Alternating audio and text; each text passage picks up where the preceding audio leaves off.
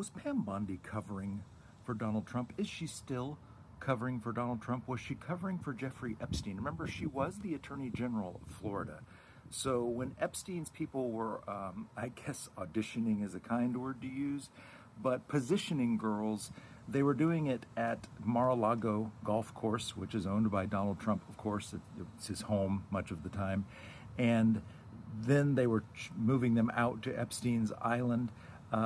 So Pam Bondi, did she know about it or did she not? So was she involved in covering it up, or was she just so inept that she didn't know a lot of underage girls were being trafficked through her state?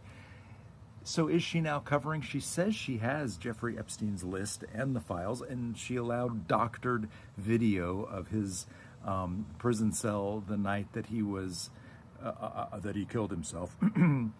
She allowed that to be released. So I just wonder, is she covering?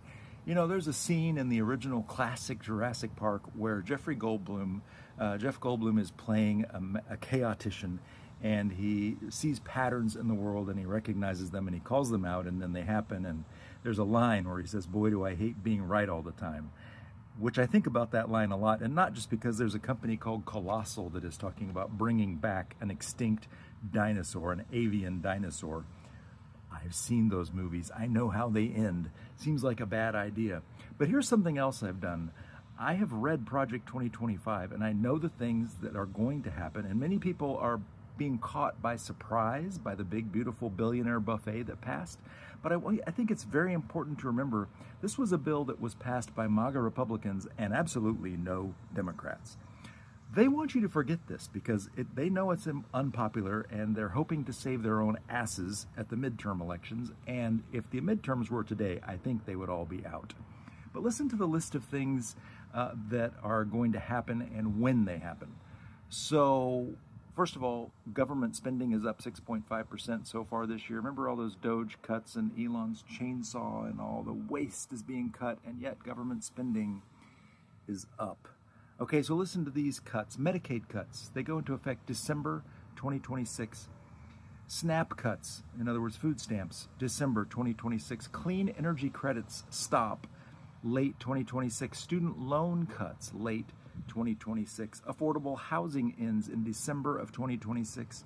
Rural hospital cuts begin in 2026 and ramp up into high gear as the year progresses. You know why these things are going into effect late 2026 or in December of 2026? The midterms are in November of 2026. And these guys are hoping very cynically, and I hope they're wrong, but hey, they may not be, that by the time November of next year comes along, people will have forgotten who voted to end these things, and they will think that because if we do have a blue wave and if Democrats do get control of both houses of Congress, they want people to think that the Democrats are to blame for all of these policies that not one single Democrat voted for.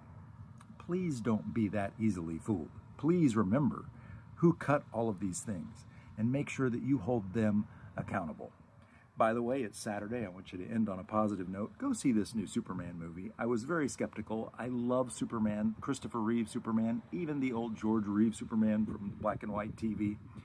This one channels the original intent of Superman. You will leave the theater feeling good about America, and I'll tell you this, I think the world really does need Superman. Have a good weekend, and thanks for watching.